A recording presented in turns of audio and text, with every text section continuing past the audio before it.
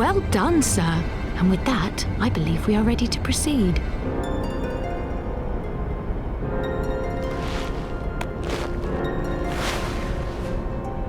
Let us be about our business, then. The next patrol may not be so credulous.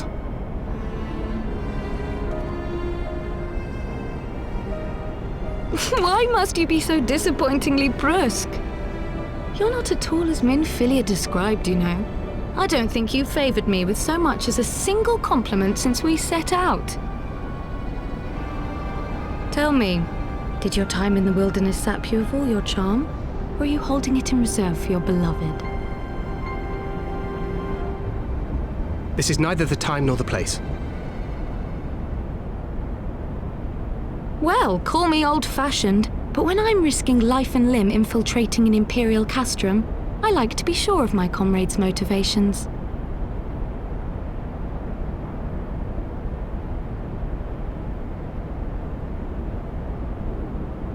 I see now where Alphino gets it from. Minfilia is dear to me, it is true, but not in the way you think. 15 years passed, when she was still but a child. There was an incident at a parade. A Gubu broke free of its fetters and ran amok through the streets of Uldar. Had I been more attentive, I could have prevented it. But I was distracted, and her father was killed. I feared she would never recover. But in the years that followed, she showed herself to be more resilient than I had ever imagined. And when she learned of her gift, she did not flinch from the responsibility, but sought to guide others on the path. She touched the hearts of all around her. Mine, Louisoire, every scion's. In those dark days following the calamity, she was our guiding light, our hope for a brighter future. She had so many dreams, and I would give anything to make them come true. My apologies. I can see she means the world to you. I did not mean to pick at old scars. No harm done, I assure you. But fair is fair, my lady. What is Minfilia to you? You mean you don't know? Only my dearest friend. When I finally emerged from my torpor, I learned that nary a day had passed without her asking after me. She never gave up hope. And neither will I. Then for Minfilia's sake, let us pray that these vestiges of Hydaelyn's intervention will lead us to her.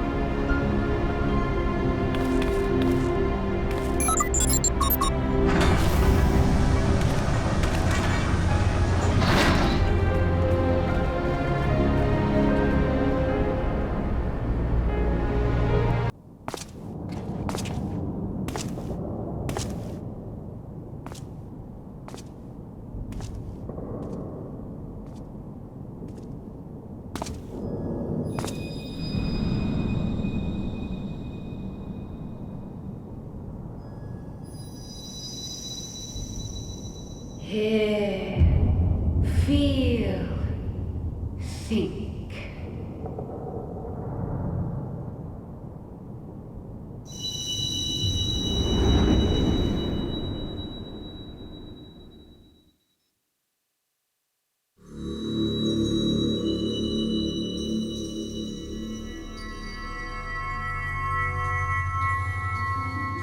Through time and space hast thou journeyed unto me, as I knew thou wouldst.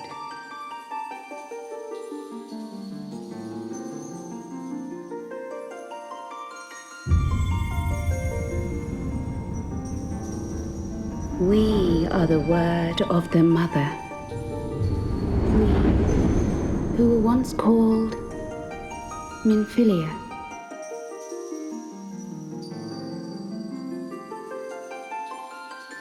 Much time hath passed for thee since the bloody banquet, since I hearkened to her word. Mother, Hydaelyn guided me towards Y'shtola and Thancred, the that I might be swept up in their flow and delivered unto the ethereal sea. There, adrift and alone, her voice silent once more, I prayed for those we had lost, for those we can yet save. To her I would make an offering.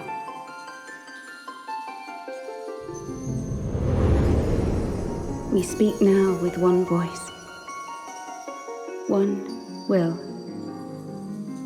one word. Unto thee we bequeath the most precious of gifts, the truth which lieth at the heart of this world. Thus do we beseech thee once more. Hear, feel, think.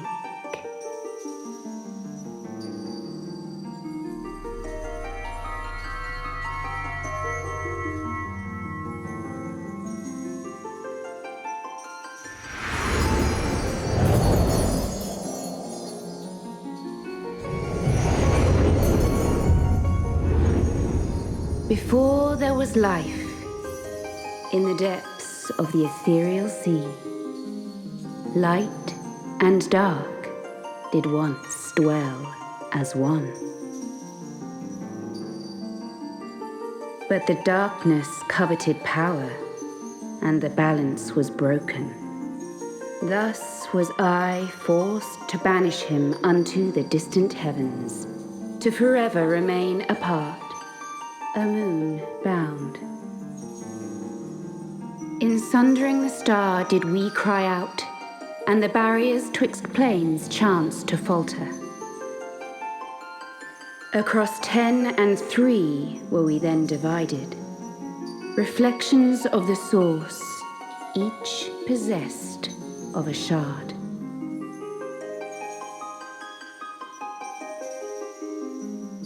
Zodiac longeth to be made whole. For his restoration, for his resurrection, his servants labor without cease. They seek to tear down the barriers which surround the source. Thus do they rejoice in their ardor, in your calamities, for each marks a rejoining.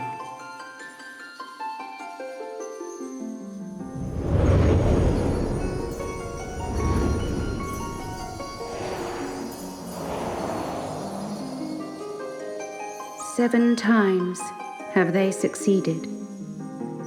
7 times hath the darkness grown stronger. 7 times have I failed. The Ascians cannot be suffered to continue. This is my final.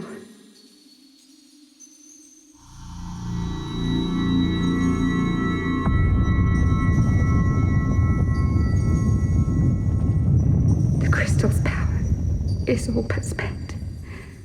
With what remains, I will return you to the shore of the ethereal sea.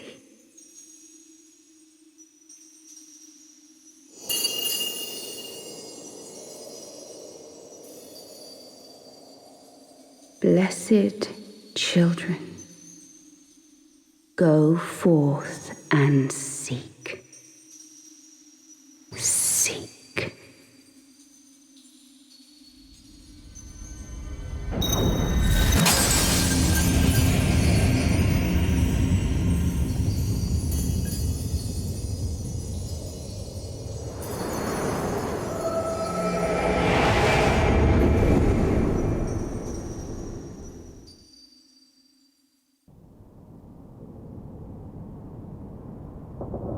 You've had another vision, haven't you?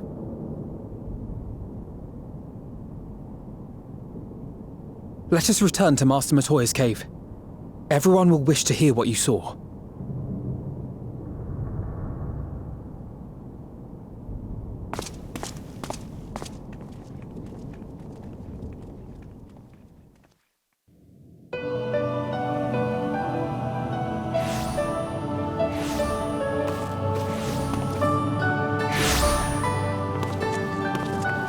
Still in one piece, are we?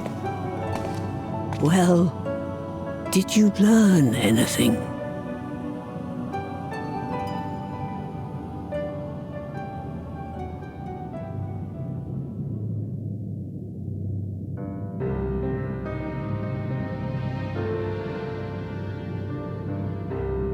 The word of the mother? I'm not sure I understand. Nor am I. Cryle?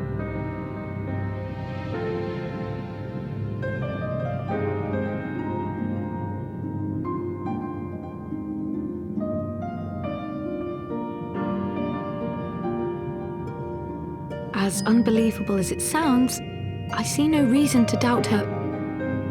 The word's tale. No one was more sensitive to the will of Hydaelyn than Minfilia. And if Hydaelyn has grown so weak that she can barely make herself heard, it is not hard to see why Minfilia, having joined with her, might struggle to maintain her own form. What? Why would she need to maintain her own form? Are you saying she's gone?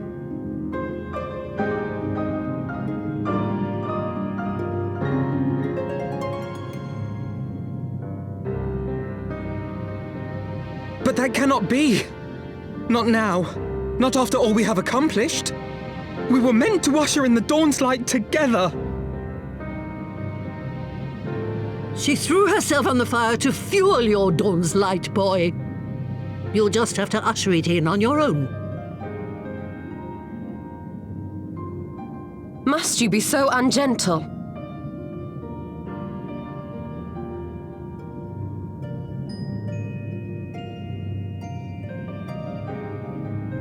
Tell me about the Scions, boy.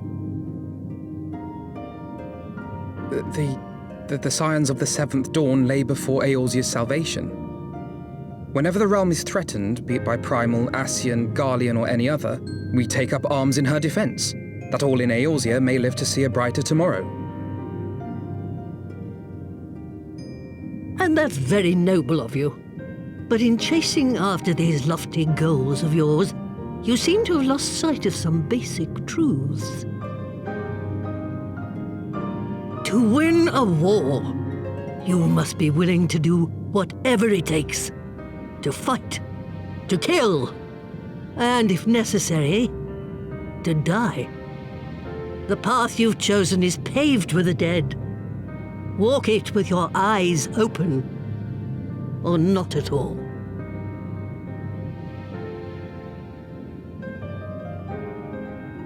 I know the truth of which you speak, and have from the first. If the Ascians will go to any length to resurrect their god, then we must needs be as committed to our cause, to unmask them and their schemes, and to crush them both utterly.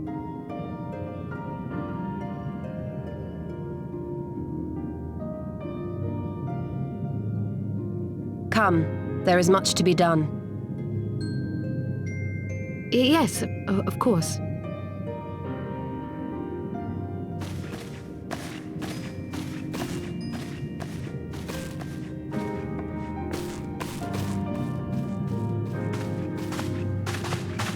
Thancred, wait!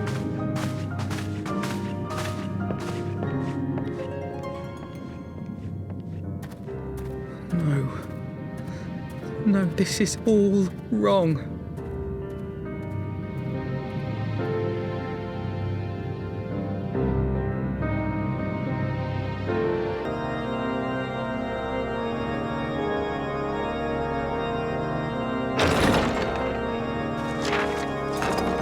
Pleasure to see you again, my friend. I take it you received our invitation. Good. You of all people should be present.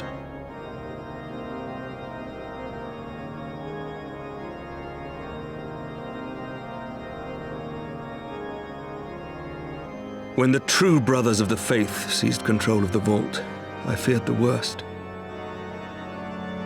Yet in adversity were we blessed with the promise of peace between man and dragon through Vidofnir's timely rescue of an innocent child. Timely, I say, though miraculous or providential might better describe the event. The gods themselves could not have devised a more fitting symbol of hope. Needless to say, we could scarce let such an opportunity pass us by.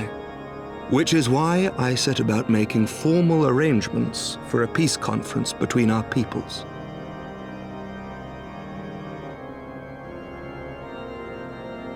You and yours have done more to bring us together than any, and it is only right that you attend. But I confess that is not the only reason I would be glad to have you there. Given Nidhogg's implacable opposition to the peace, it is possible that he and his followers may attempt to disrupt proceedings, in which event your presence would be a comfort to all in attendance. Pray understand, I have no wish to invite the worm's ire, but if our fractured nation is to heal, if we are to move forward as a people united, then we must do whatever is necessary to bring about lasting change.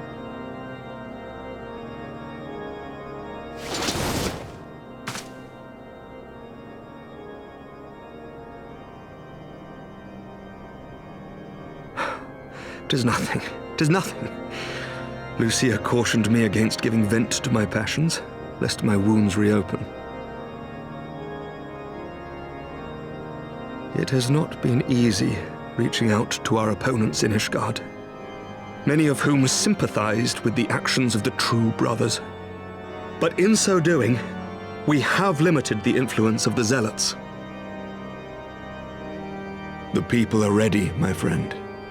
This conference must go ahead.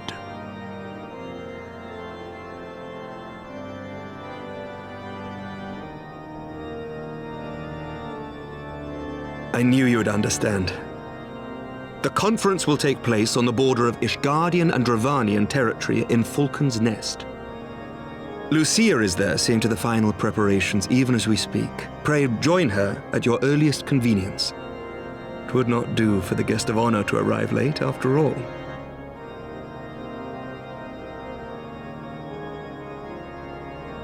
Oh, and one more thing.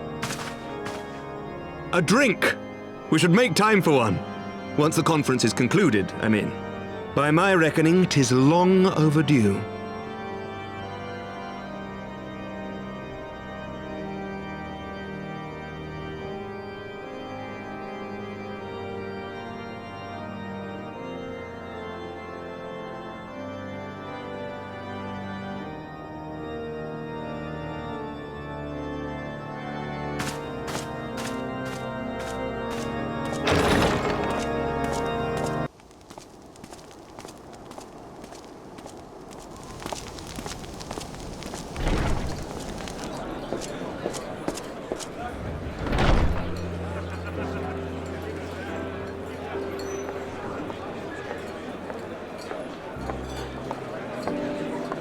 Welcome, welcome. Find yourself an empty seat and I'll be with you in a moment.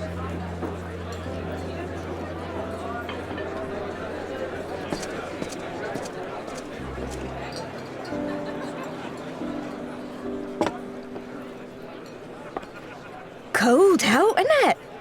Here, a mug on the house. Let's get some colour back in them cheeks.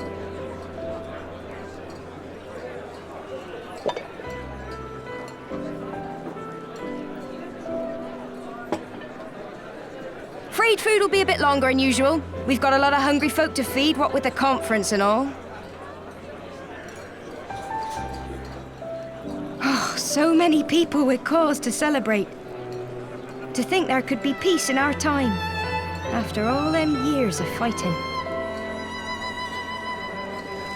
When I heard about the conference, I knew I had to come. I knew I had to be here, to do my bit. My husband, He died fighting the dragons, you see. And here we are, about to break bread with him.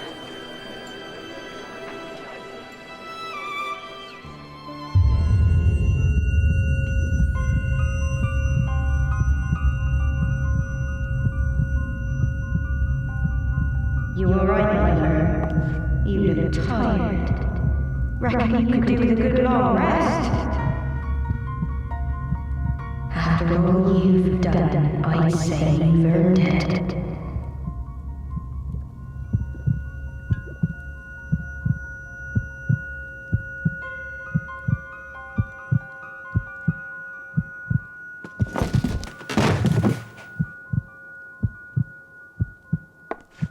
Sleep now. Sleep. Sleep and leave us to our affairs.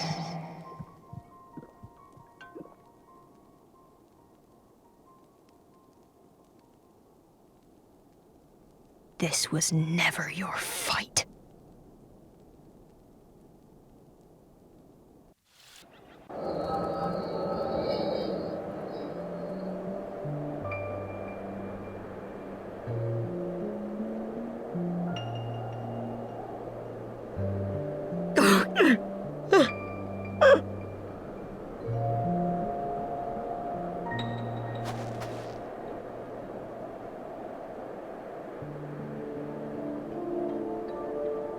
My son.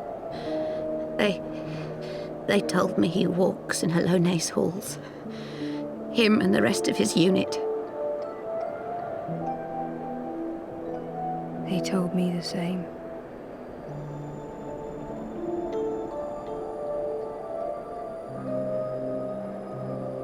I expect they think it's comforting.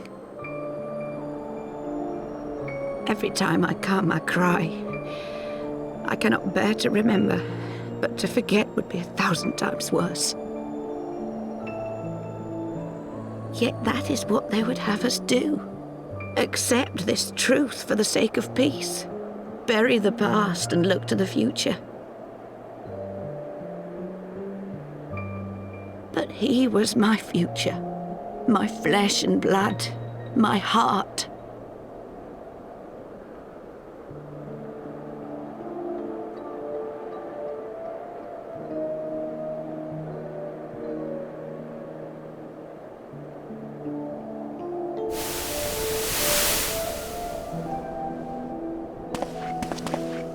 Is this it? We're the only ones with the courage to oppose this madness? Cowards, a lot of them.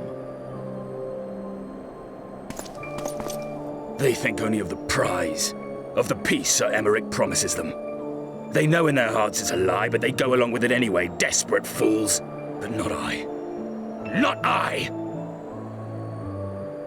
I see the worm that killed my brother in my dreams every night, and I will not rest until he lies broken at my feet.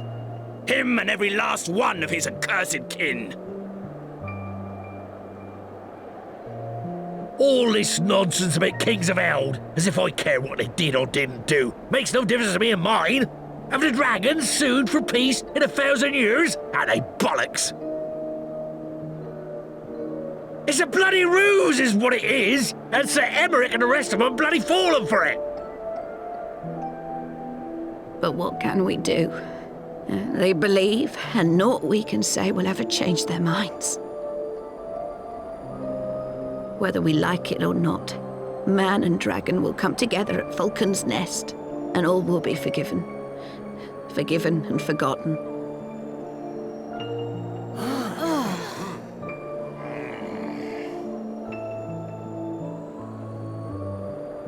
No. I will not let that happen.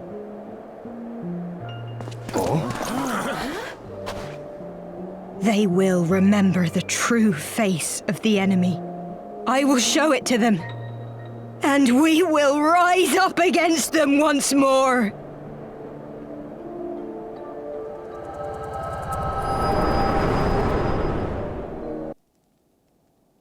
Hey! Hey! This is no time for napping.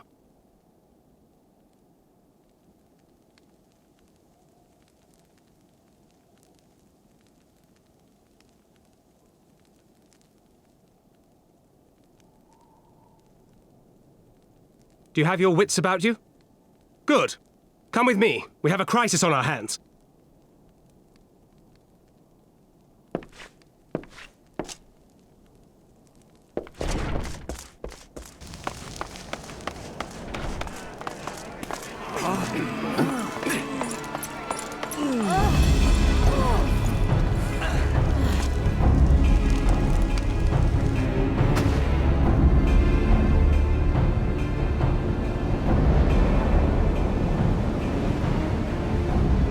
Hear me, brothers and sisters.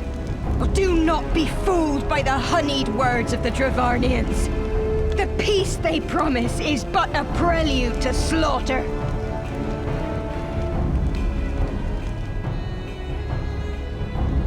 Remember your husbands and wives never returned from war.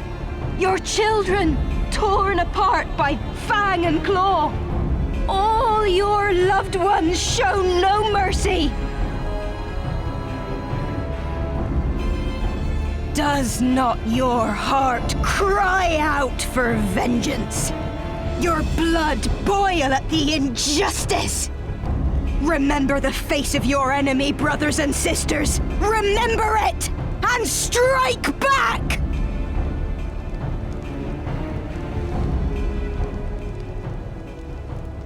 You there! Don't just stand around gawping! Do something, man! Stop her! Yes, my lord.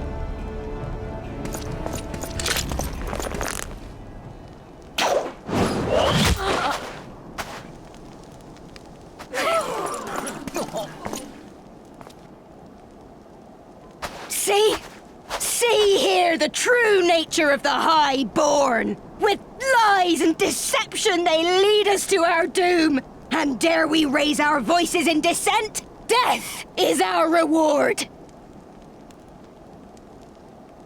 This is the choice they have given us, brothers and sisters. Death by dragon's fang, or death by nobleman's command. Death to all we hold dear.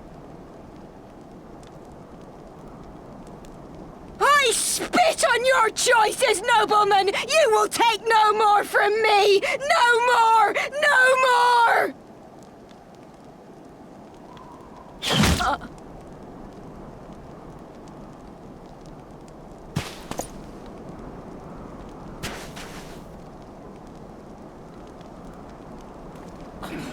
What have you done?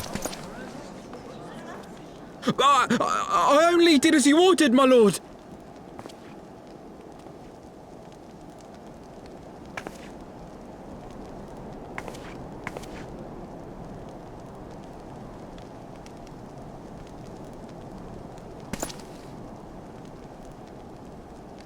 I gave no such order. I did not. I never meant for anyone to...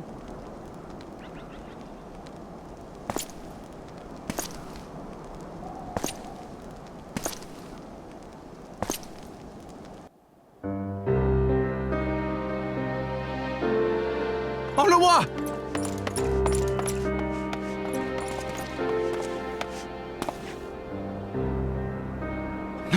No! What have they done to you? Onawa! Onawa!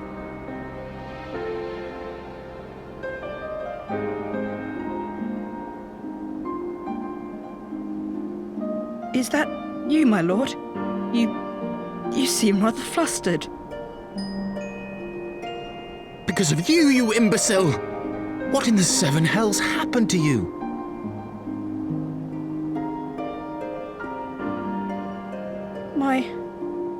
My apologies. Some few of the guests expressed a wish to leave, and I implored them to stay. It would seem they took issue with my request. Oh, gods forgive me. If I had only been more careful with my words.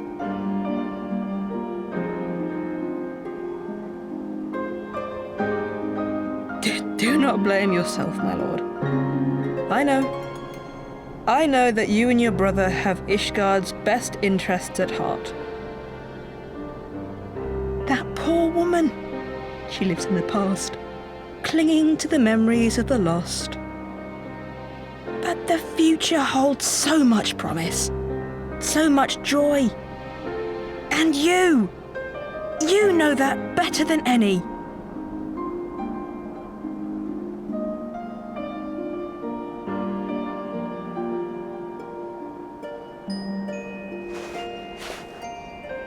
Onua? Calm yourself. The boy will live. But it's imperative we get him inside and into the care of a Chirurgeon without delay.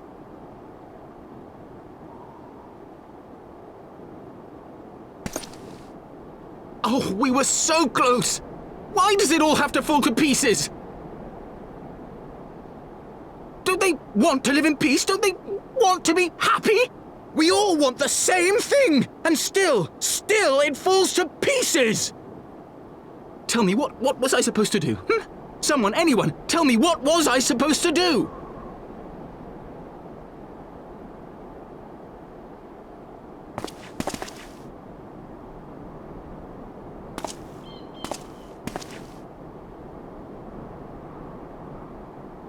Stop looking to others. You make your choice and you live with the consequences.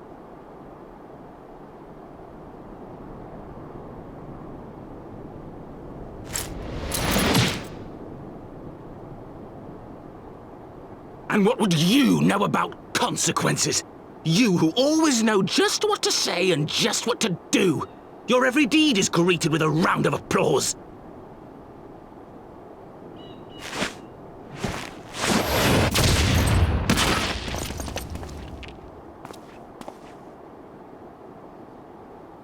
You know nothing about me. I have fought tooth and nail for the people I hold dear. Done everything in my power to save them. And I have failed. Learn to live with it. I have.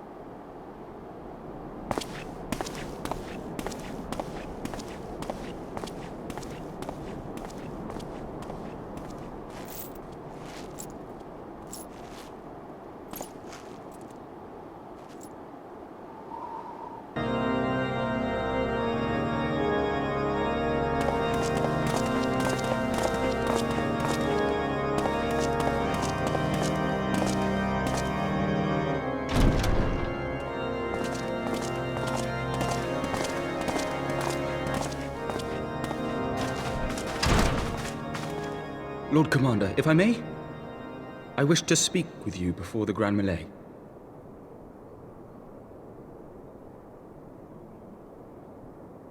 Proceed. How do you do it, my lord? How do you lead with such certainty, when so many of our countrymen will not hear of peace with the Dravanians? Some of them hate you almost as much as the dragons themselves. They decry you as a patricide in the streets. They even tried to kill you, for God's sakes. Yet still you march on, undaunted, where no archbishop dared to tread. What is your secret?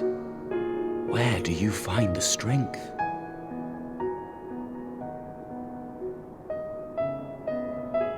For centuries, our nation has been punished for the sins of our forefathers.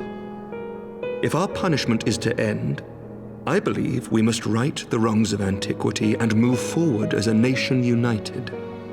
Needless to say, my father did not share this opinion. He did not believe the people strong enough to bring about their own deliverance, trusting only in himself. Tyranny seemed to him the only solution. But I have faith in the people, Lord Amanalaine. I have faith that they will weather this storm and overcome every trial we set before them. Many have fought and died to see this blight upon our nation's history cleansed, and I would not let their sacrifices be in vain. Though we invite reprisals, the risk is worth the reward.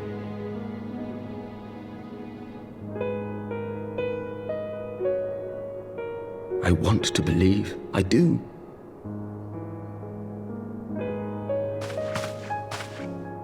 Lord Commander, through my careless orders, a pall has been cast over these proceedings, and I beg the opportunity to make amends. I, Emmanuel de Forton, do hereby request leave to take part in the Grand Melee.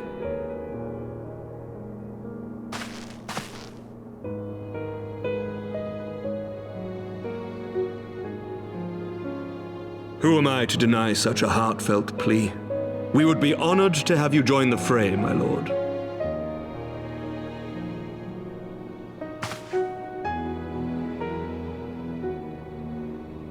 You'll take charge of the Ishgardian forces. For all my other responsibilities, I am still Lord Commander of the Temple Knights, and I would not soon yield this duty to another. The esteemed Sir Emeric leading the Temple Knights and the Watch into battle along with my youngest. I could wish for no more. Then you wish for too little, my lord. There is another who might yet join the fray. An indispensable ally to whom we owe much and more.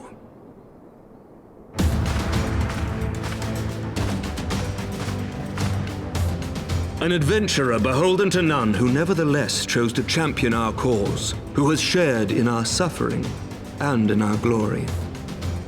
A warrior without equal, who I am privileged to call a friend. There is no one I would rather have fighting by my side. I ask this in full knowledge of your obligations, and will not think less of you should you refuse. But if your conscience will allow it, might you oblige me, my friend, one more time?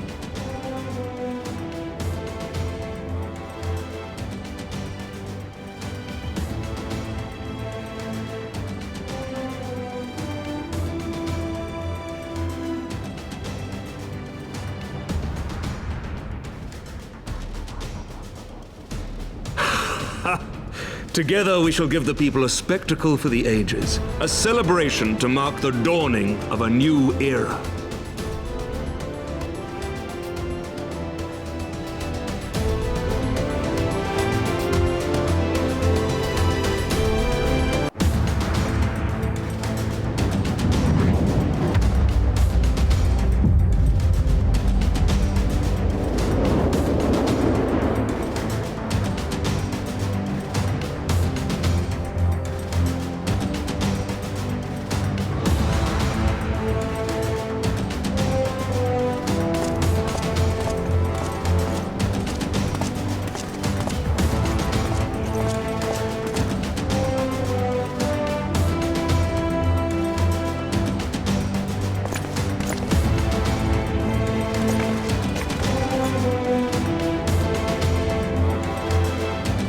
Let all here present heed well the rules of engagement.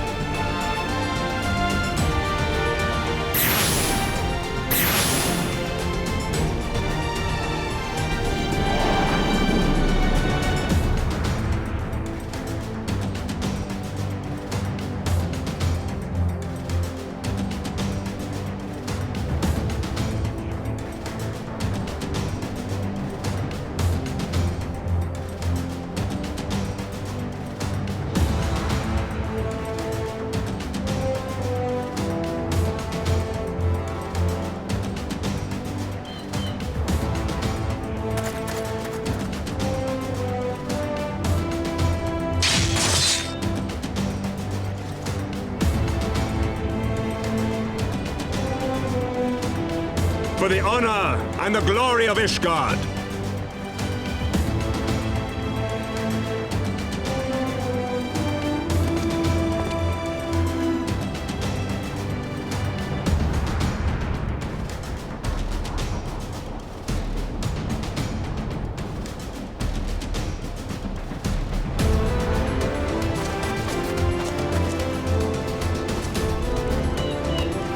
is ready then. Very well. Brave men and women of the Eorzean Alliance, let the grand melee begin!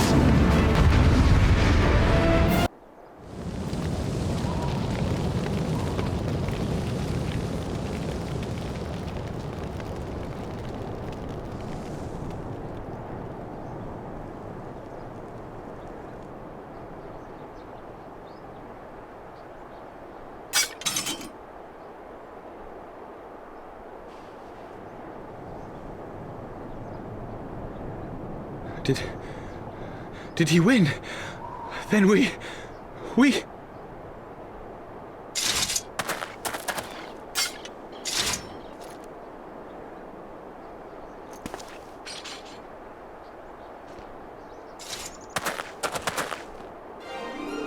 Victory is ours! Ishgard! Ishgard!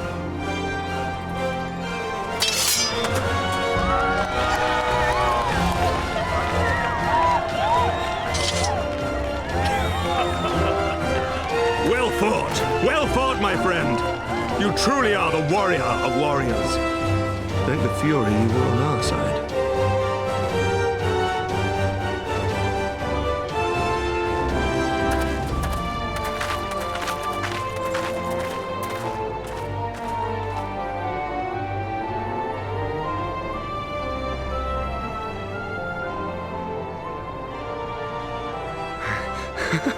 Oh, my lungs are burning, and I can barely stand. I didn't think I could do it, but then I did. We did. We faced the Alliance's best, and together, with one heart, with one purpose, we prevailed. After 1,000 years of hardship, of strife and bloodshed, we are strong enough to rise to any challenge, be it on the battlefield or beyond. The future holds so much promise, so much joy. We need only show them the way.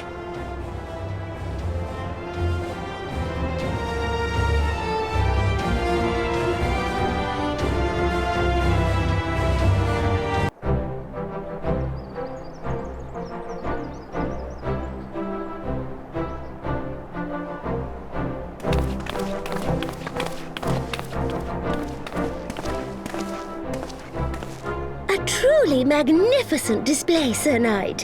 While doubtless less than pleased, I am quite sure the Grand Companies are honored to have been bested by such valiant warriors.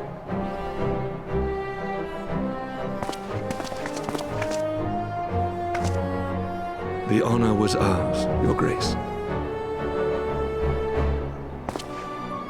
I am pleased to see that Ishgard's proud martial tradition is being upheld.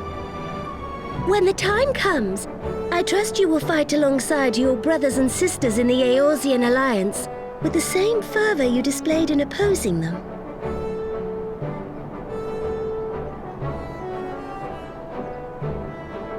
I note that our friend elected to take the field in Ishgardian colors. At my behest, Your Grace. If we have given offense, the blame lies with me.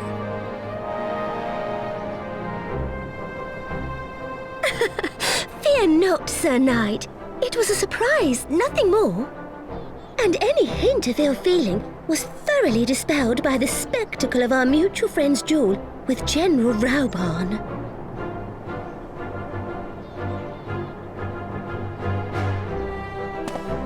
On the subject of surprises, I could not help but marvel at the passion and unity of purpose displayed by your countrymen, given the troubling reports we have received of late.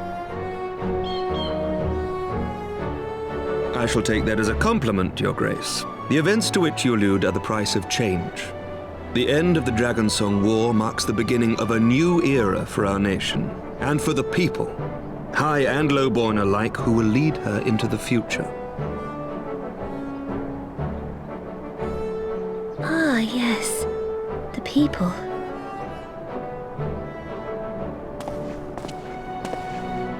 Change is indeed a perilous thing, for we who seek it, and they who fear it. I shall pray for Ishgard, and for you.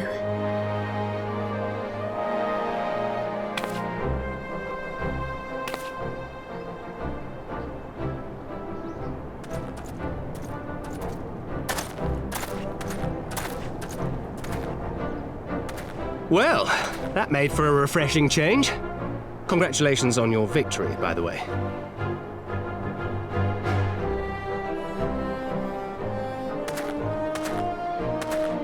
Ishgardians certainly seem happy with themselves.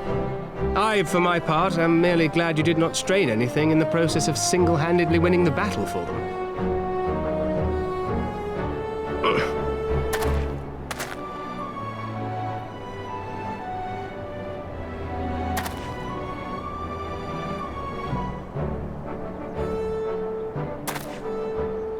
Tis but a scratch, I assure you, and I will not suffer you to worry over me. Not when we have a dozen far more important concerns. Make that 2 dozen. Still, as Y'shtola never tires of telling me, we can but face them head-on, one at a time. One day at a time, as Minfilia would have done.